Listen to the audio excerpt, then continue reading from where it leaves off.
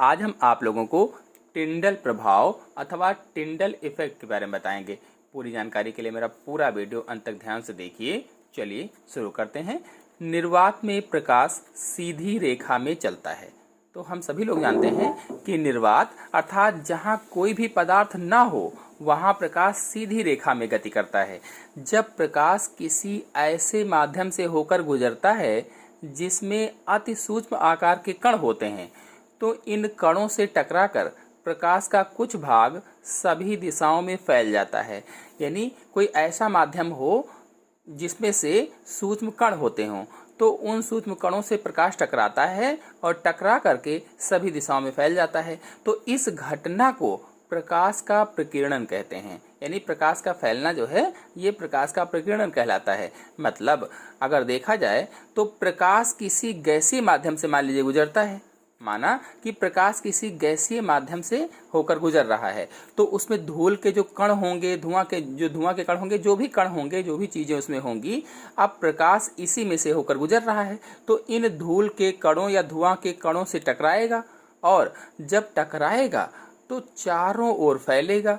अब फैलने में किसी दिशा में कम तो किसी दिशा में ज़्यादा फैल सकता है, यानी कि बराबर नहीं होगा कि बराबर फैल जाए, तो इसे ही प्रकाश का प्रकीर्णन कहा जाता है।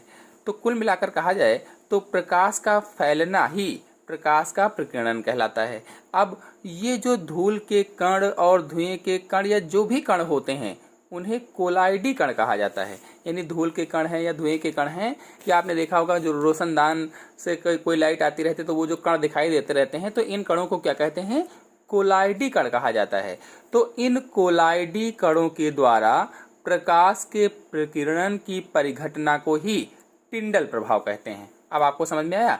इन कोलाइडी कणों के द्वारा प्रकाश के प्रकीर्णन की परिघटना को ही टिंडल प्रभाव कहते हैं। अर्थात धूल के कणों या धुएं के कणों आदि के द्वारा प्रकाश के प्रकीर्णन की घटना को ही टिंडल प्रभाव अथवा टिंडल इफेक्ट बोला जाता है।